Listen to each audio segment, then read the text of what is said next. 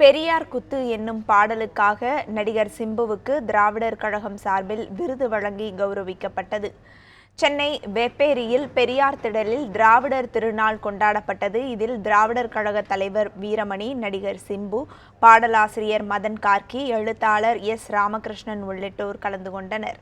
விழாவில் பேசிய சிம்பு, மனதில் நினைத்ததை பேசலாம், உண்மையாக இருக்க வேண்டும் என்ற தைரியத்தை தமக்கு கொடுத்தது பெரியார்தான் என கூறினார். மனசில் பட்டதை பேசிடுறீங்க, உங்களுக்கு ஏகப்பட்ட கான்ட்ரவர்சி வருது, அதை பற்றி கவலைப்பட மாட்டேறீங்க. ஒன்று என்னென்னா, அந்த தன்னம்பிக்கைக்கு காரணம் எங்கள் அப்பா டிஆர். கண்டிப்பாக அதுக்கப்புறம் பார்த்தீங்கன்னா, என்ன வேணால் மனசில் இப்போ நம்ம நினச்சது பேசலாம், அது எப்படி வேணால் இதுவாகட்டும், அதை பற்றி நம்ம கவலைப்பட தேவையில்லை, நம்ம உண்மையாக இருக்கணும் அப்படின்னு எனக்கு அந்த தைரியத்தை கொடுத்தது பெரியார் தான். அதனால தான் என்னால் அப்படி பேச முடியும். ஏன்னா முதல்ல நம்மளாக இருக்கணும், அதை நம்ம செய்யணுன்றது. அண்ட் ரெண்டாவது, ஒரு பெண் விடுதலையாக இருக்கட்டும், எல்லாருமே நிறைய விஷயங்கள் பேசியிருக்காங்க. ஆனால் ஒரு ஆண்மகனாக பெண்களுக்கு பேசினாருன்றதுலாம் சாதாரண ஒரு விஷயமே கிடையாது.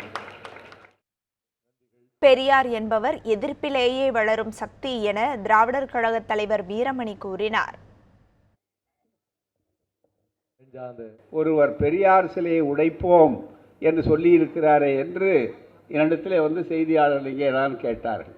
நான் உடனே சொன்னேன், அதை வரவேற்கிறேன், உடைக்கட்டும், அதுதான் மிக முக்கியம்.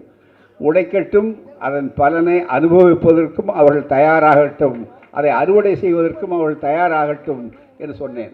ஏனென்றால் பெரியார் என்பது எதிர்ப்பிலே வளர்க்கக்கூடிய சக்தி. பெரியார் என்பது ஒரு தனி மனிதர் அல்ல, எதிர்ப்பிலே வளரக்கூடிய சக்தி.